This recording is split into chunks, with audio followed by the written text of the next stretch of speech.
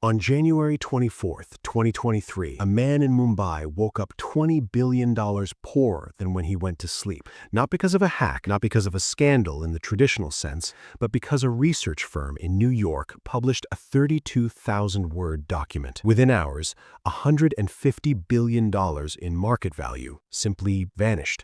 The man was Gautam Adani. At the time, he was the third richest person on Earth. The document was the Hindenburg Report.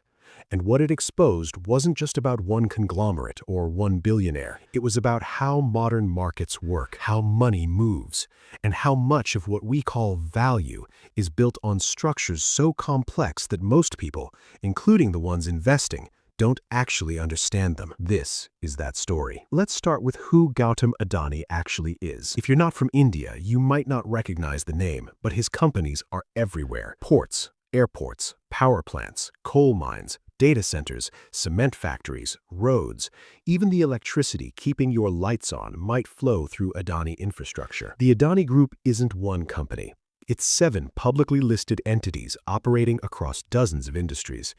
Think of it as a web of corporations all connected at the top by one family. And for years, this web kept growing fast, almost unnaturally fast. Between 2020 and early 2023, Adani's personal wealth grew by over $60 billion. He briefly overtook Jeff Bezos, then Bill Gates. At one point, only Elon Musk and Bernard Arnault were richer. Indian media called him the infrastructure king. Politicians praised him, investors poured money in, stock prices soared. But here's the thing about rapid growth in markets. It invites questions. And one small firm in New York started asking them. Hindenburg Research is what's called a short seller. That means they make money when stock prices fall. They research companies, find problems, publish reports, and if they're right, they profit from the collapse. Sounds villainous, right? Like financial vampires betting against success. But short sellers also serve a function. They're the skeptics, the auditors nobody asked for. Sometimes they expose fraud. Sometimes they're wrong and destroy value anyway. In Adani's case, Hindenburg spent 2 years digging. They reviewed thousands of documents, interviewed former executives, traced money flows across dozens of offshore entities in places like Mauritius, the UAE, and the Caribbean. And what they found was a pattern. Not a smoking gun exactly, but something more subtle, a system. The report alleged that the Adani Group had been using a network of offshore shell companies to artificially inflate stock prices, that insiders were both controlling the companies and investing in them, creating a closed loop, that debt levels were dangerously high, masked by accounting maneuvers, that the same faces kept appearing across supposedly independent entities. They called it the largest con in corporate history. Strong words, but the details were stranger than the headline. Let's simplify how this kind of structure functions because it's not intuitive. Imagine you own a lemonade stand. You want people to think it's worth $1 million, but it's not. It's maybe $10,000.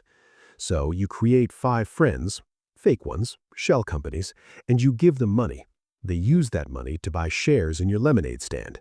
The stock price goes up. Now it looks valuable. Other real investors see the price climbing and think, this must be a great lemonade stand, so they buy in too. You use the inflated stock as collateral to borrow more money. You build another lemonade stand. Repeat. The whole structure grows, but it's built on the illusion of value created by your fake friends. That's the skeleton of a stock manipulation scheme. Now scale it up, across borders, through tax havens, with real infrastructure projects and actual revenue streams mixed in, so it's not entirely smoke. Add political access, friendly regulators, media that doesn't ask hard questions. Hindenburg alleged that Adani had built exactly this. They pointed to entities like Elara India Opportunities Fund and Albula Investment Fund, obscure offshore funds that held billions in Adani stock. They claimed these funds were controlled by associates of the Adani family, sometimes through brothers or relatives whose names showed up in leaked documents. They highlighted how over half of Adani's market cap was held by just a few entities, many of them opaque. They showed how Adani companies lent money to each other, creating a financial snake eating its own tail. And they noted the debt. Over $20 billion borrowed, much of it backed by the inflated stock itself. If the stock price fell, the whole thing could unravel. And it did.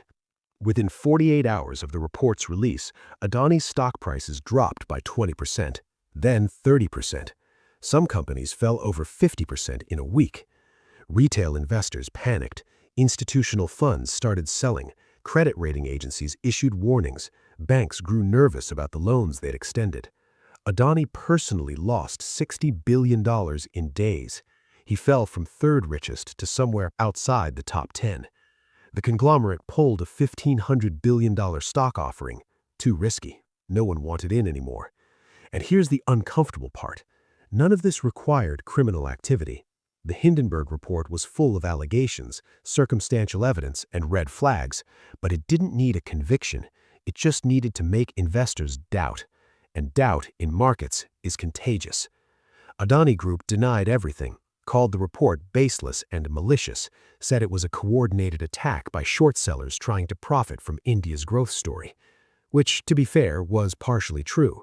Hindenburg did profit, massively. But that doesn't mean they were wrong. What happened next was almost as interesting as the crash itself. Adani didn't just deny. The group published a 413-page rebuttal, hired international law firms, pointed to credit ratings, audits, and regulatory approvals. Some Indian politicians rallied around Adani, called the report an attack on India's economy. Nationalist media framed Hindenburg as a foreign predator trying to undermine a homegrown success story. But the questions didn't go away. India's Supreme Court ordered an investigation. Regulators examined the offshore funds. International investors stayed cautious. And here's where it gets weird. Despite all the scrutiny, no major prosecutions followed publicly. No definitive proof of fraud emerged publicly. The regulatory investigations were inconclusive or ongoing. Adani stocks eventually recovered some ground. Not all of it, but enough. The companies kept operating. New projects launched. Some investors came back. It's possible Hindenburg was wrong. It's also possible the structures were so complex, so entangled with legal gray zones, that proving wrongdoing was nearly impossible. Or maybe the system just doesn't care. Because here's what the Adani story really reveals. Modern finance is built on trust and opacity in equal measure. Offshore entities, shell companies, complex derivatives, leveraged buyouts, special purpose vehicles. Most people investing in markets don't understand these mechanisms. They see a stock price going up and assume there's substance behind it. Sometimes there is, sometimes there isn't. And the gap between perception and reality can persist for years, even decades, as long as nobody asks too many questions. Short sellers like Hindenburg are one of the few forces that do ask, but they're not neutral. They have skin in the game. They profit from collapse. So, who do you trust? The conglomerate with the infrastructure and the political backing, or the researchers with the short position? The honest answer is neither, entirely. And that's the problem. Markets aren't designed for truth. They're designed for price discovery, and price can be manipulated either up or down if you have the right tools. Gautam Adani is still a billionaire. The Adani Group still operates ports and airports and power plants across India and beyond.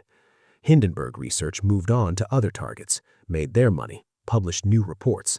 The system rolled forward.